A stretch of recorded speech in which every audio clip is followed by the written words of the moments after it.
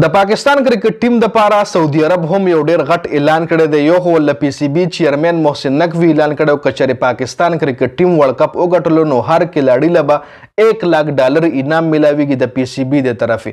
دا انعام اعلان چې کوم دی دا خو د پاکستان کرکټ بورډ چیرمن محسن نقوی کړو. خو سعودي عرب هم د پاکستان کرکټ ټیم د پاره غټ اعلان کړی دی.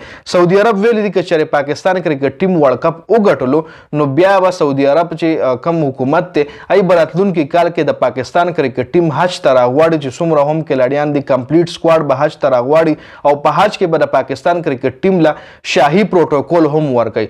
شاهي پروتوکول سره به حج ته راغواړي. حج دوران ایرپورټ نه تر دغه پورې حرم شریف پورې او حرم شریف نه واپس ایرپورټ پورې به دایله شاهي پروتوکول ملاويږي.